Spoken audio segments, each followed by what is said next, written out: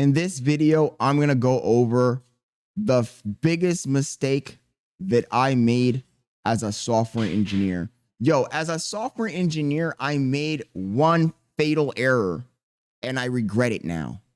And you might be wondering, if you're watching this video, an aspiring software engineer, or perhaps you already are a software engineer working in some company, what is this fucking guy talking about? And why is he swearing? Well, let me get into it. My biggest mistake as a software engineer was sticking with the same company for more than 5 years.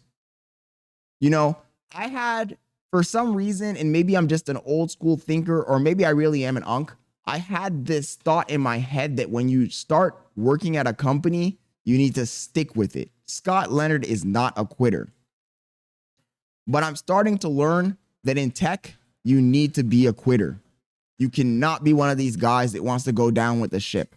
You need to be a quitter. You need to be looking out for yourself.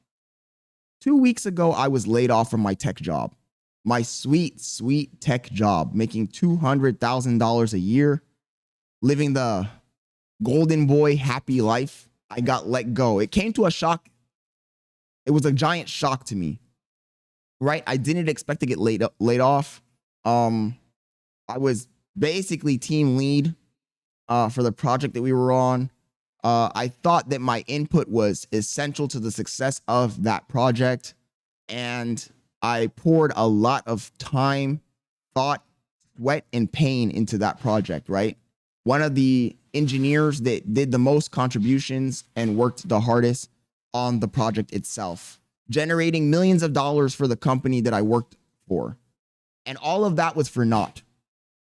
So the first mistake that I made was thinking that for some reason the company would have my back somehow, even though I know it's cliche. Everybody always tells you the companies don't care about you. It doesn't matter. For some reason, even though I knew that truth, maybe it's because it was a company that was paying me so much money, I was blinded by the illusion that they would care for me and they would be looking out for me, which they were not. If you know anything about me, you know that my girlfriend is 9 months pregnant. I literally had a conversation with our HR team 2 or 3 days before getting let go. And I told the HR people that my girlfriend was 9 months pregnant and that I needed to take parental leave. She congratulated me. She said a bunch of fucking cliche stuff. Oh, I'm so happy for you. And 3 days later, the exact same person I was talking with let me go. So that speaks volumes to that. But this is not the point of this video. The point of this video is what was the actual mistake that I committed. The mistake that I committed was staying in the same company for more than 5 years.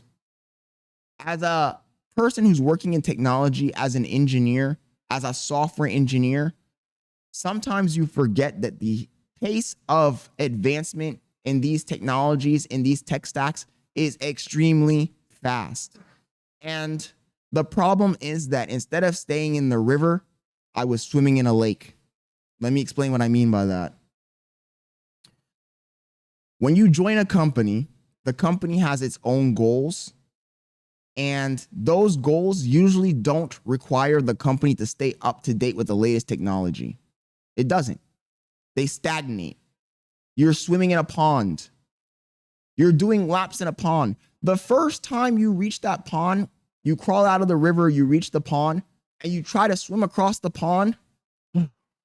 It's exhausting. You're like, oh, I'm learning all this new stuff. Whoa, this pond is so new. There's so many things going on in here. You finally reach the other end of the pond and you feel accomplished. But the longer you stay in that pond, the more the sun burns that water, it evaporates, it becomes smaller and smaller and smaller, and you become a bigger and bigger and bigger fish, right? In a small pond, swimming in circles, regurgitating the same information. You stop learning, you stop innovating, you're just swimming in circles. Meanwhile, the river is moving at full pace.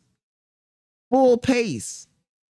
And when the lake, the pond that you're swimming in completely evaporates and you have to flip-flop your way back into the river, you're lost.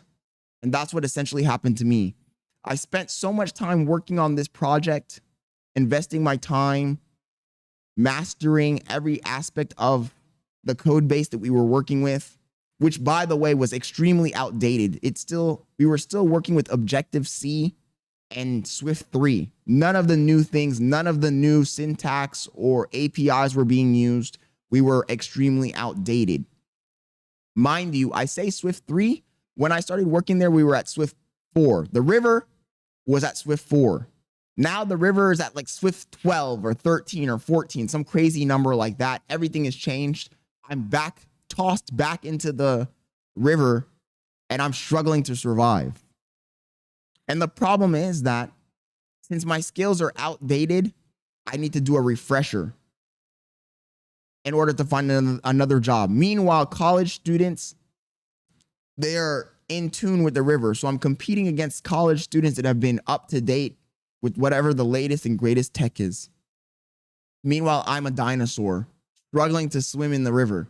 You know, they did a catch and release, and just like in real life, when you do a catch and release, most of the time the animal dies because it can't survive in the wild.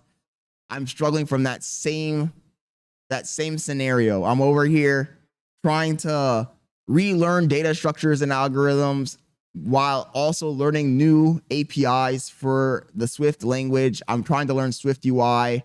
I'm trying to learn Liquid Glass. I'm trying to learn all of the new stuff that's been released in the last 5 years. I am extremely outdated. I honestly don't know how much it matters, so I really am focusing on the data structures and algorithms. But my point is that the company doesn't have your back. If you stick with a company too long, you're going to fall behind. And the moment you get let go or the company closes, you're going to be screwed. Because when you're in tech, you need to continue innovating. You cannot stagnate. You cannot stay at one company for more than 2 years. I hate to say it, and I don't care if the company that hires me sees this. They know how this game is played. I'm only going to be staying at the company I find a new job at for 2, maximum 3 years. Because otherwise, I put myself at risk. And the problem is that as the years go by and you're working for a company, you're getting older. You're getting older. As you get older, it's harder and harder and harder to learn new things. And you're competing against a bunch of college grads that are up to date with the latest, greatest thing. They might not have the experience. But they have the knowledge, and you're competing against them. And it's extremely difficult to stay up to date the older you get. For example, and I know this is a video mainly targeting people that are in tech and especially engineers, but everybody who's an engineer knows that the data structures and algorithms, that is something you only learn to get a job. For the most part, you're not using that on a daily basis. So if you work at a company for 5 years and then you get let go, you're not going to even remember most of those data structures and algorithms. You're going to have to go back and remember that shit. That's what's happening with me. But if I was on that treadmill, running the whole time, staying up to date, changing from job to job, I would not have this problem because I would be still up to date with the data structures and algorithms, right? I remember the first 2 years of me working at the company I was at, I still knew data structures and algorithms pretty good. I went through the interview process at Facebook. I passed all the interviews. So the point is that you need to keep your skill set fresh. Now, look, I could be wrong. Maybe I'm lazy. I might actually just be lazy because there are engineers that work at companies for years and years and years. And when they come home from work or when they get off the computer, they log out, they turn on their personal computer and they start doing their own side projects that are up to date.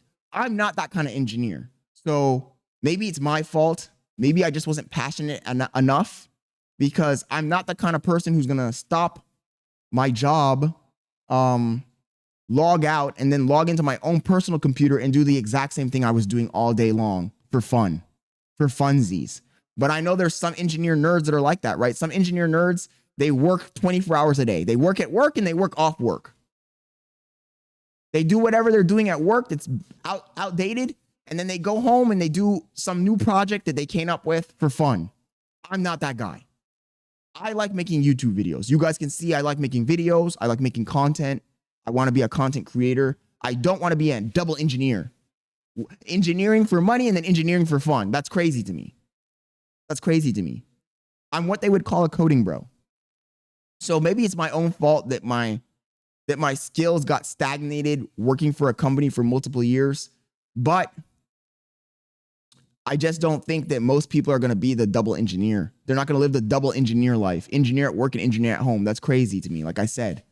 So if you're wise, if you're smart, you're going to pivot to another company every 2 or 3 years so you can stay up to date with whatever's new, you know? And if you do that, I think you would be fine. Also, if you are at a company and you do decide that you feel comfortable there and you want to stay, you need to look for red flags. And I'm going to say that one of the red flags is if you're at a company that has no training, they don't send you to seminars, they're not keeping you up to date. Because that's the other thing. The company I was at never once sent us to a seminar, never once gave us any type of updates or refreshers. Never did I hear any of the managers or directors or executives say, "Oh, what's new in the tech stack? What are we not taking advantage of? What APIs has Apple added to the Swift programming language that we can take advantage of to push our project forward into the future?" I never heard that phrase. And that should have been a red flag to me. But like I said, I became complacent in the company, complacent in the job. I was that big fish swimming in a small pond, king of his domain. And I'm not going to lie, being king of your domain, knowing everything about what you're working on is a very good feeling. But human beings learn in adversity. Human beings grow when they're put under pressure. And at some point, the pressure stopped and I stopped growing. So the takeaway of this video is don't get stagnated.